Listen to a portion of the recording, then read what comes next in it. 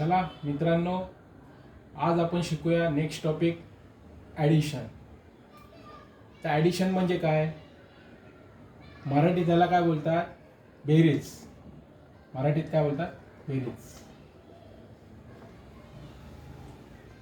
फक्त एवढ्या ह्याच्यावर जर तुम्ही फोकस केला, काहीतरी ॲड होणार म्हणजे आता लहान मुलांना समजून सांगायचं झालं तर सगळे लोक डीमार्टला जातात, तिथे सेल लागलेला असतो किंवा काहीतरी ऑफर असते, तिथं लिहिलेलं असतं बाय 1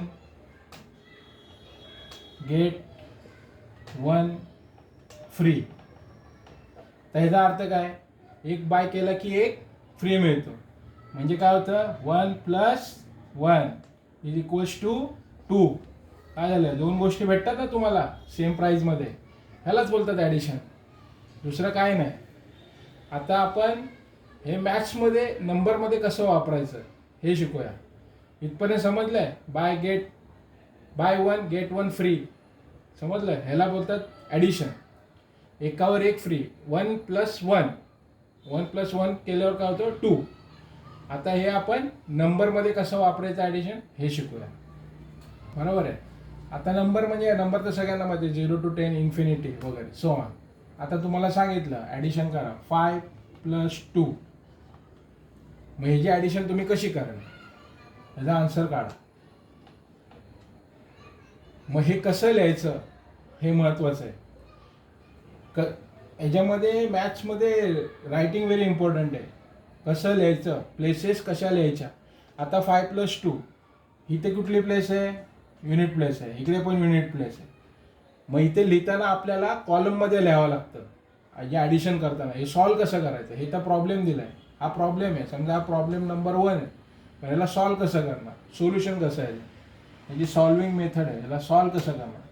हाऊ टू सॉल्व. आता आपण सॉल्व करू ह्याला. मग लिहिताना कसं घ्यायचं?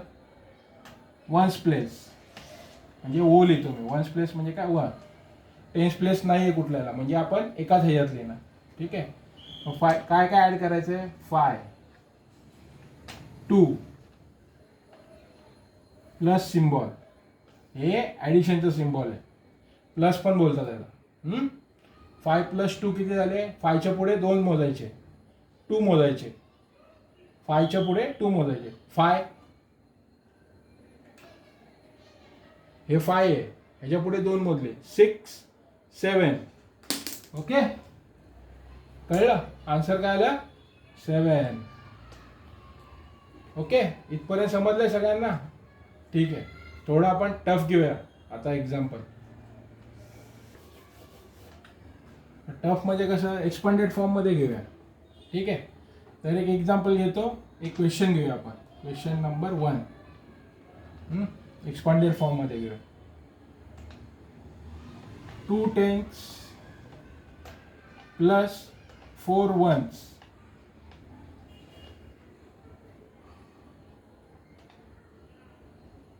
आता हे कसं सॉल्व करणार? तर 2 10s म्हणजे काय झाले? पहिला आता हे क्वेश्चन दिला, त्याला सॉल्व कसं करणार? सॉल्व करताना आपल्याला हे कॉलममध्ये लिहायचं आहे. हे रो मध्ये दिलेलं असतं ना, याला कॉलममध्ये फाइंड आउट करावं लागतं. माझ्यामध्ये किती प्लेस आहेत? पहिल्या ह्याच्यात 2 10s म्हणजे 2 आहेत. एक 10s प्लेस झाली, एक युनिट प्लेस झाली, त्याला 1's प्लेस बोलतो. बरोबर ना? 10s आणि 1s. पहिल्या ह्याच्यात किती दिले? 2 10s. 2 10s म्हणजे किती झाले? 2 इथे लिहिणार आणि 1's प्लेसला 0 20. प्लस काय दिलंय? ॲडिशन काय दिले? 4 1s. ह्याच्यामध्ये 10s आहे का? नाही आहे, फक्त 4 1s. ही झाली आपली सोल्युशन मेथड. ही या मेथडने आपण सॉल्व करणार. 0 + 4 4. 2 इकडे काय नंबर आहे का? नाही आहे, मग तो काय असतो? 0. मग 2 + 0 2. याचा आन्सर आलं 24. Answer is 24. कळलंय? आता हे जर तुम्हाला माहिती नसेल तर माझ्या आधीचे व्हिडिओ बघा, त्याच्यामध्ये मी एक्सपांडेड फॉर्म, शॉर्ट फॉर्म सगळं सांगितलेलं आहे. ठीक आहे. आता हे मी तुम्हाला शिकवलेलं समजत असेल तर माझ्या चॅनलला प्लीज सबस्क्राईब करा. लाईक करा, कमेंट करा, शेअर करा, तुमच्या मित्रांपर्यंत पण पोचवा. ठीक आहे, चलो बाय.